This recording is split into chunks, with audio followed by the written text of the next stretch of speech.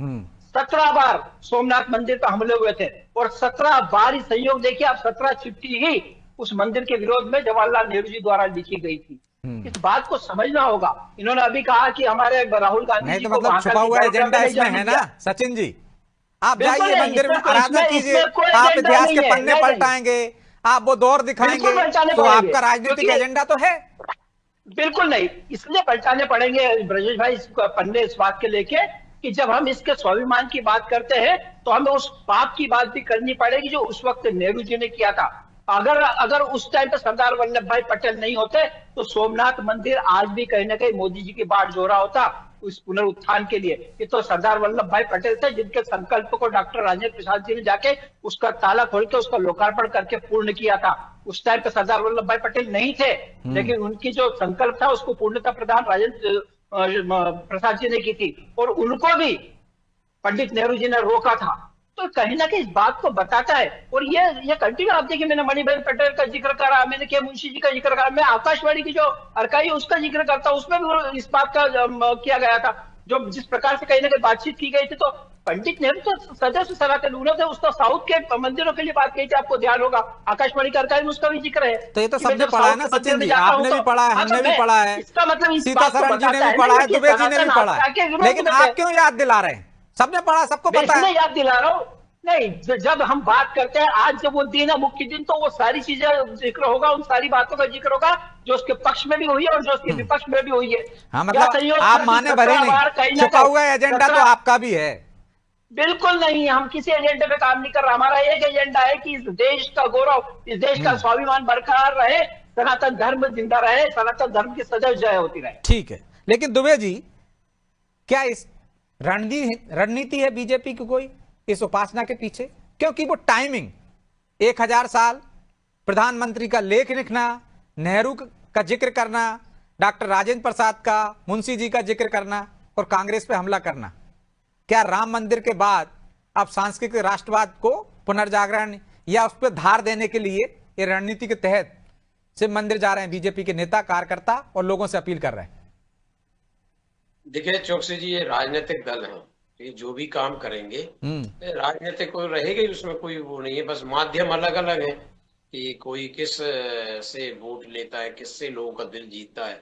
क्योंकि हिंदुस्तान है, हिंदुस्तान में हिंदुओं का दिल जीतने के लिए जो बहुसंख्यक संख्या में ज्यादा है, राम मंदिर 370, बहुत सारे ऐसे प्रोग्राम हो चुके, कार्यक्रम, जिसमें लोगों को एक आस्था विश्वास बनी कि हाँ हिंदुत्व के पैरोकार है, ये दल सरकार में है।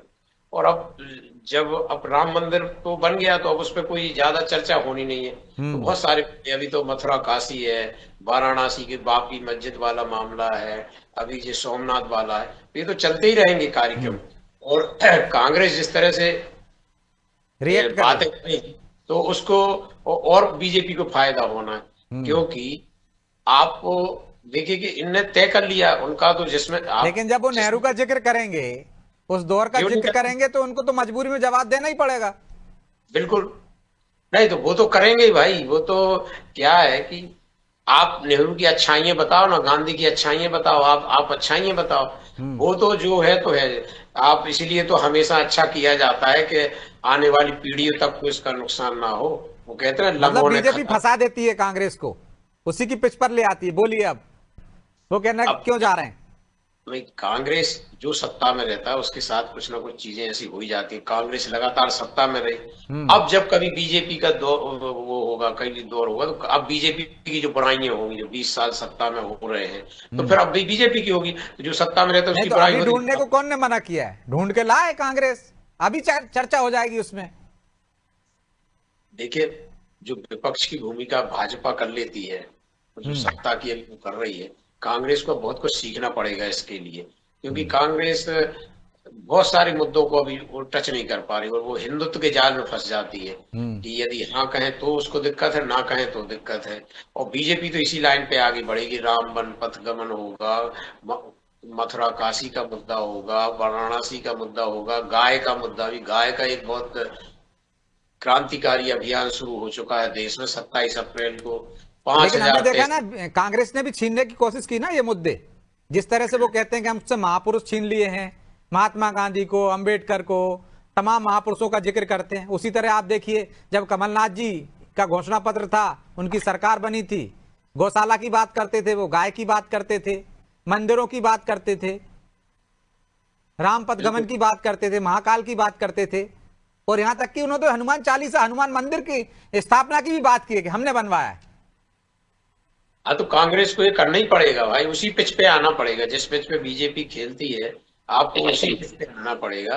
क्योंकि ये देश तो आप जानते हैं कि धार्मिक और हिंदुत्ववादी और वैसा बहुसंख्यक लोग हैं, उनको वो बात तो पसंद आ रही है, तो वही वो भाजपा कर रही है और उसको लगातार सफलता मिल रही है। यदि इस पे असफलता मिलती तो वो नहीं करती ये काम। तो राम मंदिर की 70 पे उसको जो देश में और राज्यों में लगातार वो सरकारें बना रही है, तो उसी मुद्दे पे जाएगी ना बीजेपी तो। और कांग्रेस को तो इससे बढ़ के करना चाहिए, बल्कि कांग्रेस अभी इतनी फुर्सत में है, वो तो क्या, वो कह रहे जाप करें, ये तो मिट्टी के शंकर जी बनाना शुरू कर दें हर मंदिरों के सामने, तो कम है इनको।